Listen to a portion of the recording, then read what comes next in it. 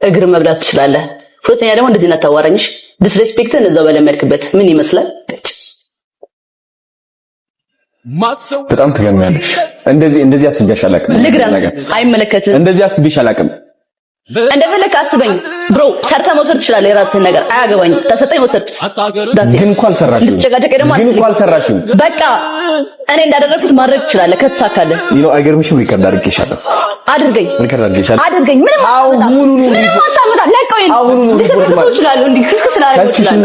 ገልብጬ ነው የምከሰክስ። እታሰራታለሁ። ገልብጬ አባ ናቲ ቻው። አባ ወድሻለሁ። እመጣለሁ። አልቆይም። እመጣለሁ። እሺ እናቴ። አሜን እናቴ። አሜን። ክፉ ምላሽ ለማጋነን ባይሆንብኝ አንቺ ጋር ነው የሚያምርብኝ። አልቀይረውም፣ አልለውጠውም ለዘላለም።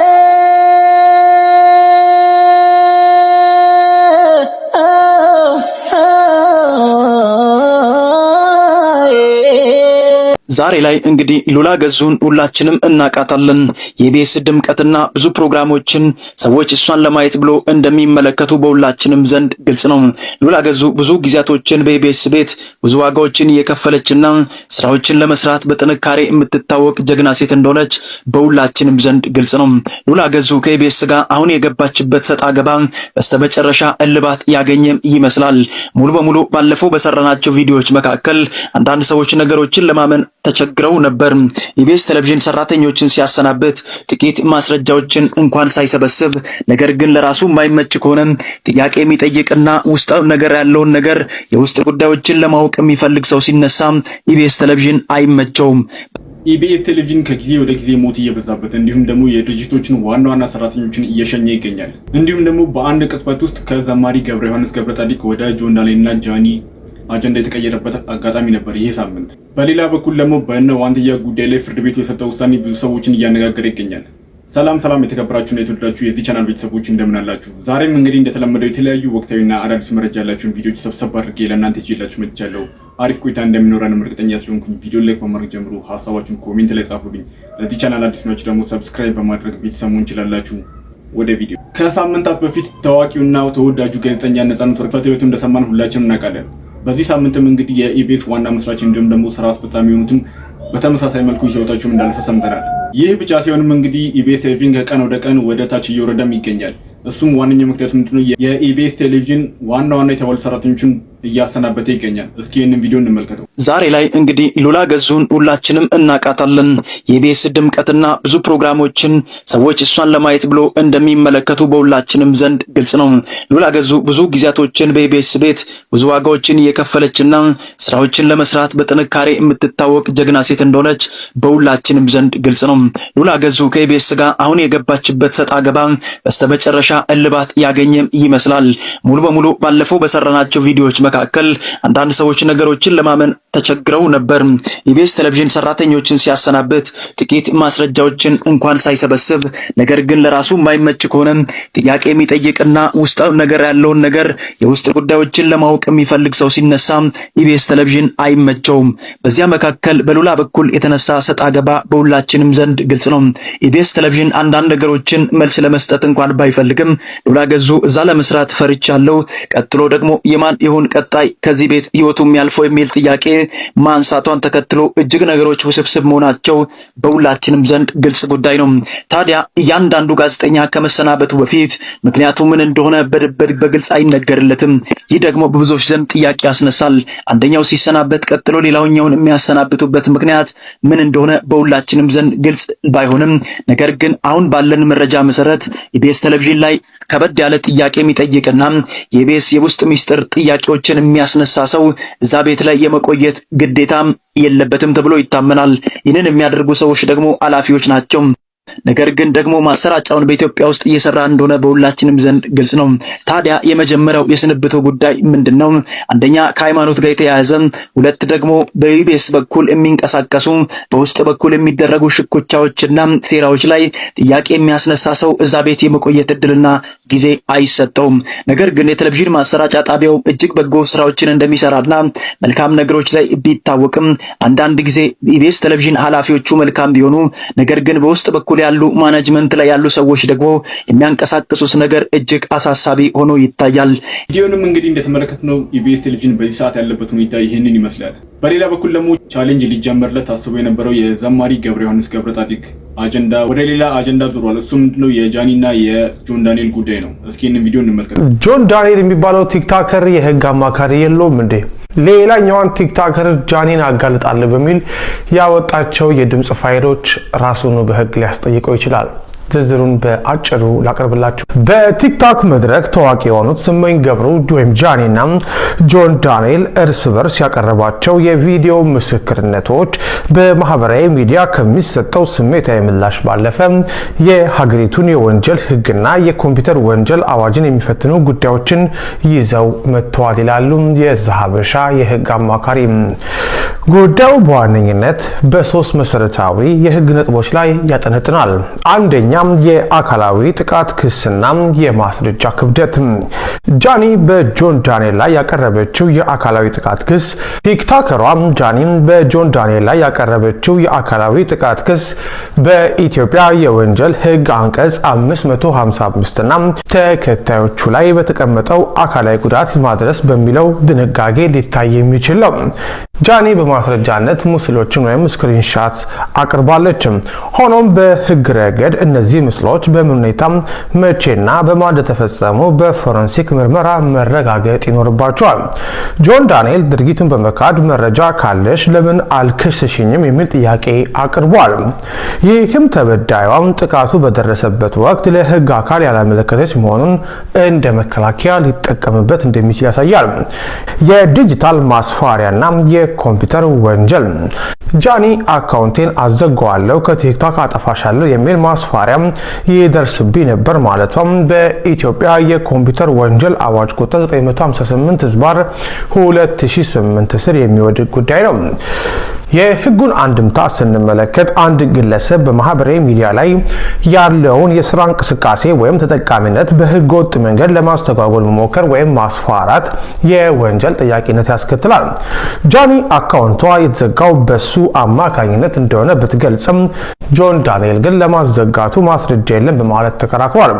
ይህ ነጥብ በቲክቶክ ኩባንያ ቴክኒካዊ ሪፖርት ካልተረጋገጠ በስተቀር ለህግ አስቸጋሪ ሊሆን ይችላል።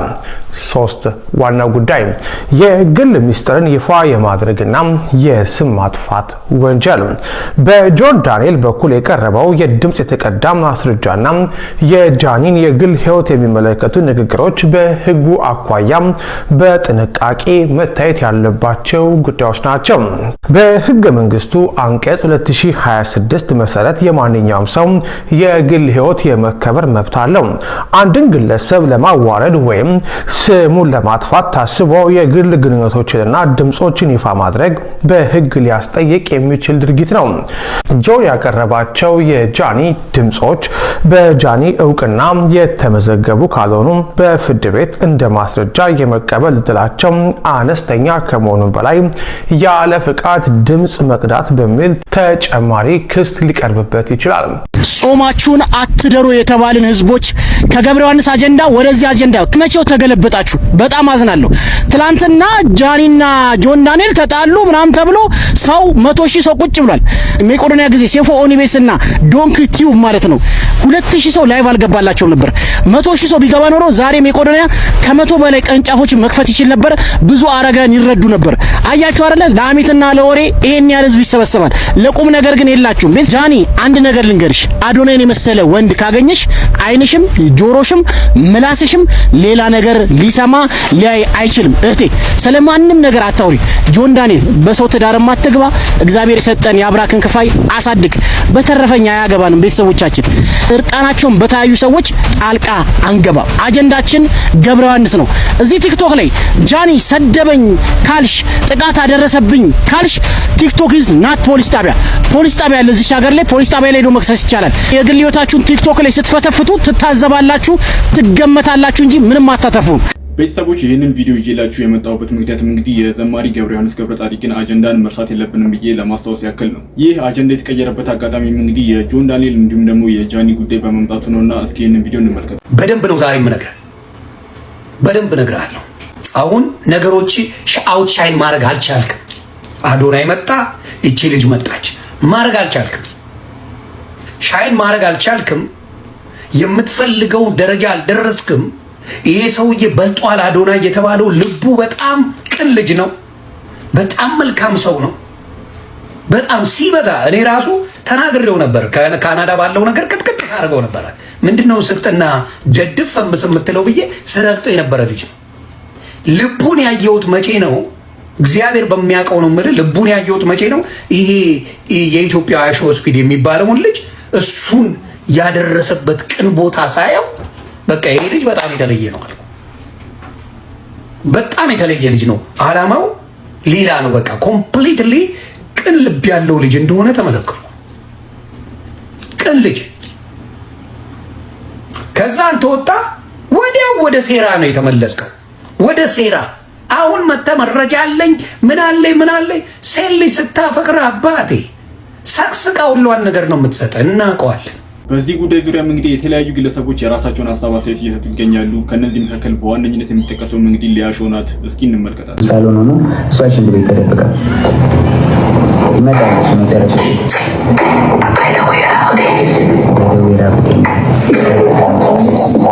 ሰው እንዳይመጣበት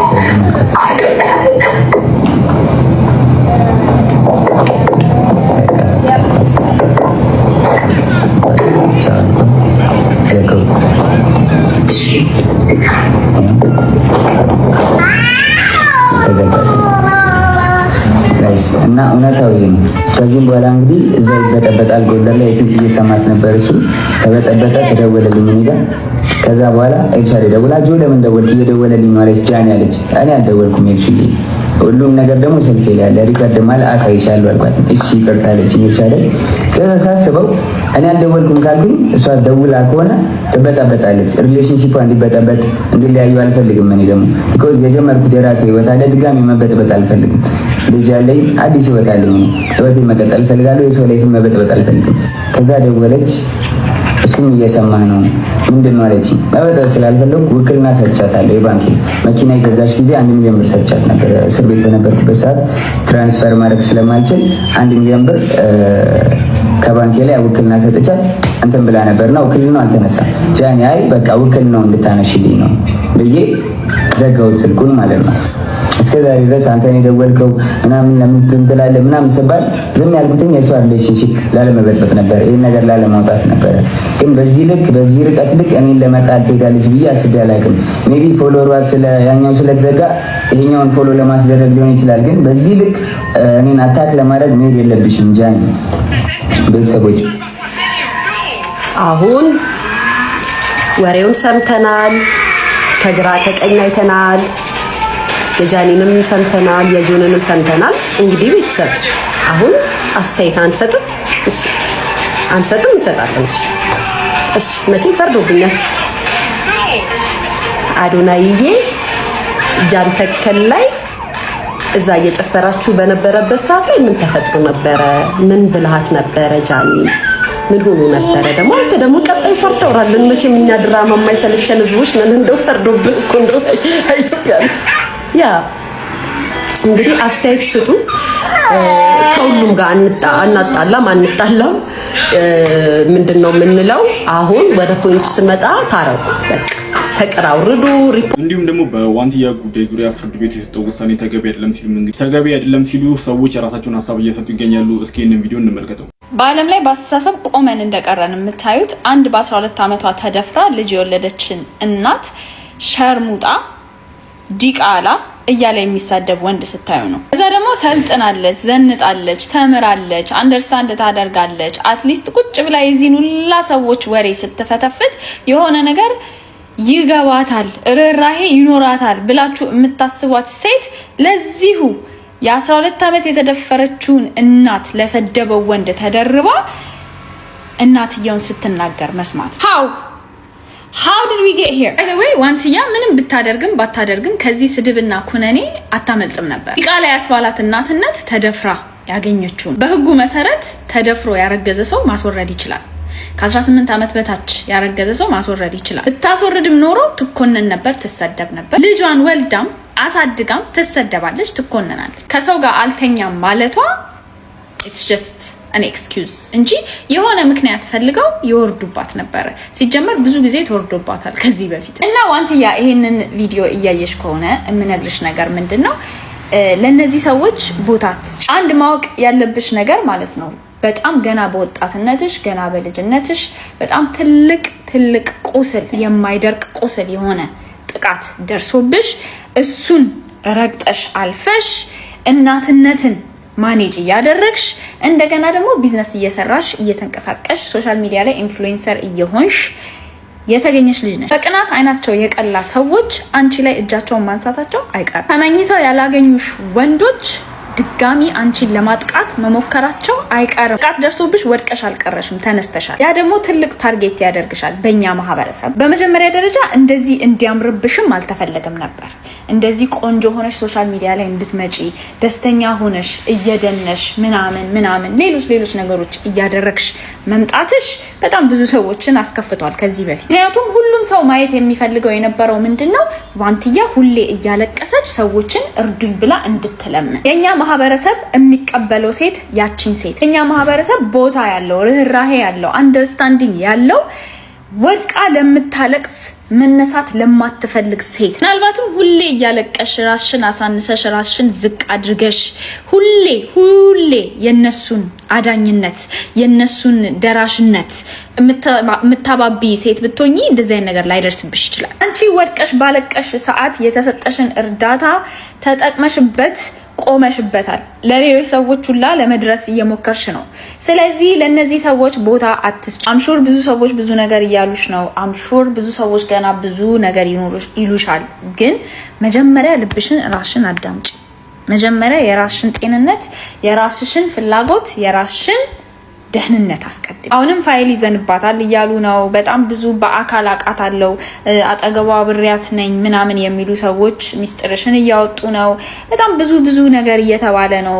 ግን ይሄ ነገር እንዲሰብርሽ አትፍቀጂለት ፕሊዝ። እነዚህ ሰዎች ምንም ማድረግ ምንም ስልጣን የላቸውም፣ ምንም የማድረግ አቅም የላቸውም አንቺ ላይ። እዛ ላይ ደግሞ ብዙ ባንቺ እድሜ ለተደፈሩ ሴቶች ተስፋ እንደሆንሽ ማስታወስ አለብሽ። ኦልሶ ስላንቺ ማውራት ቢዝነስ ነው። በአሁን ሰዓት ቪው ጀነሬት ያደርጉበታል። ላይቭ ላይ በጣም ቪወር ይሰበስቡበታል። ዩቲዩብ ላይ ቪው ካውንት ይወስዱበታል። this is just business። አፍንጫችሁን ላሱ ብለሽ ዝጊያቸው። ኦልሶ ብትቺ በየላይቭ ኤክስፕሌን አታድርጊ። ማንም አይገባውም፣ ማንም አይመለከተውም። ማንኛችንም አያገባንም ስለ ፐርሰናል ህይወትሽ። ባይ ዘ ዌይ ማንም ቤት እየገባሽ ላይቭ ላይ እየገባሽ ራስሽን ያንቺን ሳይድ ኦፍ ዘ ስቶሪ ኤክስፕሌን ለማድረግ ምናምን ኖ፣ ማንም አይገባውም። ማንም ከፈለግሽ አድርጊው፣ ግን አይገባቸውም ማናቸውም። ኦልሶ የሚለውጠው ነገር የለም። ሶ ተዘግዘቁ ብለሽ ህይወትሽን ብትቀጥይ ጥሩ ይመስለኛል። ከዚህ በኋላ ወደፊት መገስገስ ነው በቃ። በሌላ ነገር አበሳጭን እንደውም። በዚህ ጉዳይ ዙሪያም እንግዲህ ፍርድ ቤት የሰጠው ውሳኔ ትክክል ነው ብዬ አላስብም። እናንተስ በዚህ ጉዳይ ላይ ሀሳባችሁ ምንድነው? ኮሜንት ላይ አስቀምጡልኝ። ከሰዓታት በፊት ጃኒ ላይቭ ገብታ እያለቀሰች እዚህ አንገቷ ላይ የታረደችውን እጇ ላይ የተቆረጠችውን እያሳየች ጆን የሚባል ልጅ እንደዛ እንዳደረጋት እየተናገረች ነው በመሃል ላይቭ የተቋረጠው። እንግዲህ ሚስተር ጃን ብዙ ታግሰናል። እስከዛ ድረስ ብዙ ነገር ነው የምናየው እያየን የምናልፈው። ከእድሜም አንጻር ያለ እድሜ የገንዘብ ከማግኘት ያለ መብሰል ምናምን እያልን ብዙ ነገር ልንሸፋፍንልን ሞክረናል። እኔ ሲጀመር አዶናይን ዲስትራክት የሚያደርግ ነገር በሙሉ መዋጋት ደስ ይለኛል፣ ግን አንተን በጣም ታግሻለሁ። ምክንያቱም ዛሬ ከነገ ፒስ ትፈጥራለህ በሚል ማለት ነው። አሁን ግን ይሄ አዶናይን ዲስትራክት የማድረግ ነገር አይደለም። ሴቶች እህቶቻችንን አቢዩዝ በማድረግ እንግዲህ በአቢዩዝመንት ልትከሰስ ነው ማለት ነው። ጃኒ ብቻ አይደለችም፣ ብዙ ሴት ቲክታከሮች የልጅህን እናት ጨምሮ ማለት ነው። በጣም አስጸያፊ ኬዝ ነው የሚሆነው። ይሄ እንደ በፊቱ 1 ዓመት ከ4 ወር አይደለም። እንግዲህ ብዙ ታግሰናል። ጦርነቱን ጀምረዋል። ከዚህ በኋላ የሚቆም ነገር አይደለም። እኛ በሶሻል ሚዲያ አይደለም የምንለው፣ በህግ በስነ ስርዓት ዶክመንትድ አድርገን ዊትነስ ይዘን ከዚህ በኋላ ወደ ህግ የምንሄድበት ነገር ነው የሚሆነው። አሁን ምንድነው ኃላፊነት ላይ ያላችሁ ሰዎች በብዙ ክስ ስለምንፈልገው ከሀገር እንዳይወጣ እንድታግዱልን ነው የምንጠይቀው። ይሄ ምንም አይነት ፐርሰናል ኢሹ አይደለም።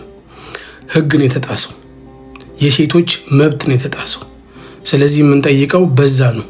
አዶናይን ተወው፣ እሱ ችግር የለም። ምንም የሚያደናቅፈው ነገር አይኖርም። እንቅፋትና ረግረግ በሌለበት ዝም ብሎ ለጥ ያለ ሜዳ የለም እና እየተሻገርን እንሄዳለን። ይሄ ግን የኢትዮጵያ ህግና የሴቶች መብት ነው የተጣሰውና እንግዲህ ከዚህ በኋላ ትችለዋለህ ብራዘር። አምሶሪ ይሄ ጎንደር ሆና ደውላ ያወራች ነው። ስሙትና ቀጥላሉ።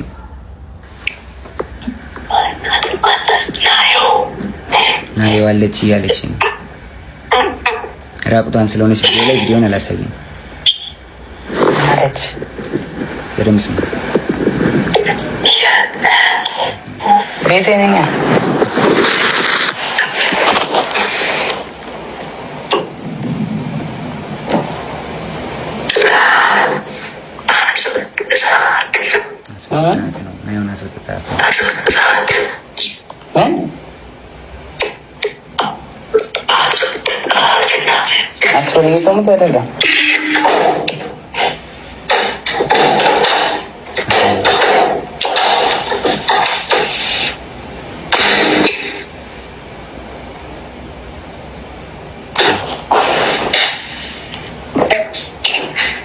ሰው እንዳይሽ ስታሳይ ነው።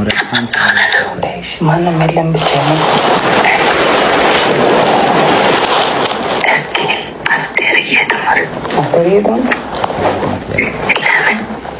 አሁን የገባው ኮስታይ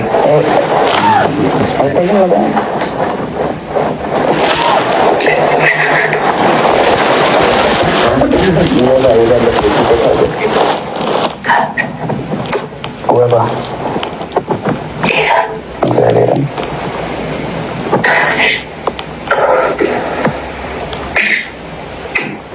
ወንድሜ ትክክለኛ የምትወድ ፍቅረኛ ከፈለክ ማለት ነው ሶሻል ሚዲያ ውስጥ የገባ ካንተ የሰው ምክር መስማት አቁም። እነዛ ወንዶች አንተን የሚመክሩክ አንተ እንደዚህ አድርግ፣ እንደዚህ አክት አድርግ፣ ኢግኖር አድርጋት፣ ቶሎ ብለክ ቴክስት መልስላት፣ ሙድ ያዝባት ምናምን ኮራበል ምናምን የሚሉ ወንዶች ማለት ነው እነሱ የተጎዱ ሰዎች ናቸው። ትራውማቸው የገነቡት ግድግዳ ማለት ነው አንተን ፕሮቴክት ለማድረግ ሳይሆን ራሳቸው ፕሮቴክት ለማድረግ ያመጡት ሀሳቦች አንተን ይሰጡሃል ማለት ነው። ከዛ የነሱን ትራውማ ተሸክመክ ነው ሪሌሽንሺፕ የምትጀምረው አንተ ራስህን ሳትሆን ማለት ነው። that's why most relationships ማለት ነው ቶሎ ይጣላሉ። ከ3 ወር ከ4 ወር በኋላ ላይክ አንተ ራስህን አክት ማድረግ ትጀምራለህ። ልጅቷም ታያዋለች ይሄን። ከዛ ላይክ እሷ ያወቀችው ሰው ሌላ ነበር ከመጀመሪያ፣ አሁን ደግሞ ያለው ሰው ሌላ ነው። ከዛ መሰላቸት ይመጣል ምናምን እስታገን ላስቱ ነው። ግን አሁን አንተ እኔ አንድ ምክር ልምከርክን ያወቅኩት ምን እንደሆነ ታውቃለህ? ሪሌሽንሺፕ መጀመር የምትፈልግ ከሆነ ማለት ነው ራስህን ሁን፣ ራስህን ኤምብሬስ አድርገው፣ ራስህን ውደድና ማለት ነው ልብክን ያለክ ተመራ። ዝም ብለክ ያልሆን ከሆነ ሰው ለመሆን አትሞክር። በጋር ላይ ወንድ ለመሆን እንድትወደኝ ወይ ምናምን ኢግኖር አድርጋታለሁ ሙሉን ቀኑን ምናምን እንደዚህ አይነት ሳይንሶች ማለት ነው ይቅርብክ። it doesn't work። በቃ እንደኔ ላይክ ፍቅረኛ ለሎንግ ተርም መያዝ የምትፈልግ ከሆነ ማለት ነው። ከጆን ዳንኤል ጋር ሪሌሽንሺፕ ውስጥ ነበርኩኝ። ግን ሪሌሽንሺፕ ውስጥ ሆነን ጸባችን ነበር የሚበዛው። በጣም ነበር የሚያሰቃየኝ፣ በጣም ነበር የሚመታኝ፣ በጣም ነበር የሚያስፈራራኝ። ከኔ ጋር ከተለያየሽ አጠፋሻለሁ፣ ከቲክቶክ ትጠፊያለሽ፣ ላይቭሽን አዘጋዋለሁ፣ መስራት አትችይም እያለኝ ለአመታት እያስፈራራኝ፣ አሁን ትናንትና ደግሞ አካውንቴን ባን አድርጎታል። ህይወት ግን አታስቅም። ጆን ዳንኤል በዚሁ ሳምንት የወሩ ምርጥ ቲክቶከር ማለትም የወሩ ምርጥ ቅልብ ተብሎ ተሸልሞ ነበረ። ዛሬ ደግሞ የምንሰማው ቲክቶከር ጃኒ ከሱ ጋር በነበረችበት ሰዓት ላይ እንደሚያሰቃያት፣ እንደሚደበድባት፣ ልክ ቀነኒ ላይ እንደሚደርሰው አይነት ጉዳት እንደሚያደርስባት ተናግራለች። ኦፍኮርስ ከአንድ ሰው ብቻ ሰምተን ነገሩን ጀጅ አናደርግም። ጆን ዳንኤልም የሚለውን ነገር እንሰማለን። ነገር ግን ይሄ ነገር እውነት ከሆነ ጃኒ ላይ እንደዚህ አይነት ነገር ሲያደርስባት ከነበረ የሁለቱም አድናቂ ባልሆንም ከተበዳይ ጎን ለመቆም ምንጊዜም ዝግጁ ነኝ። ስለዚህ ጃኒ አይዞን፣ ነገሩ እንዳልሽው ከሆነ በመረጃ በማስረጃ ተረጋግጦ አሁን ደረሰብኝ ያልሽውን ነገር ሲያደርስብሽ ከነበረ ሁሉን ነገር በሕግ እንጠይቃለን። ጆን ዳንኤል ነገሩን በጊዜ ግልጽ ብታደርግልን የተሻለ ይመስለኛል። ለማንኛውም ቤተሰቦች ለዛሬ ይዤላችሁ የመጣሁት ቪዲዮ ይሄንን ይመስል ነበረ። አሪፍ ቆይታ እንደነበረን እና የተለያዩ ቁም ነገር አዘል ትምህርቶችንም እንደተማማርንበት እርግጠኛ ስለሆንኩኝ ቪዲዮ ላይክ ሳታደርጉ ጀምራችሁ ላይክ አድርጉ። ሀሳብ አስተያየት ካላችሁ ደግሞ ኮሜንት ሴክሽን ላይ አስቀምጡልኝ። ለዚህ ቻናል አዲስ ናችሁ ሰብስክራይብ በማድረግ የተለያዩ ወቅታዊና አዳዲስ መረጃዎችን ማግኘት ይችላላችሁ። ቀጣይ በተመረጡና አዳዲስ መረጃ ባላችሁ ቪዲዮዎች እስከምንገናኝ ድረስ መልካም ጊዜ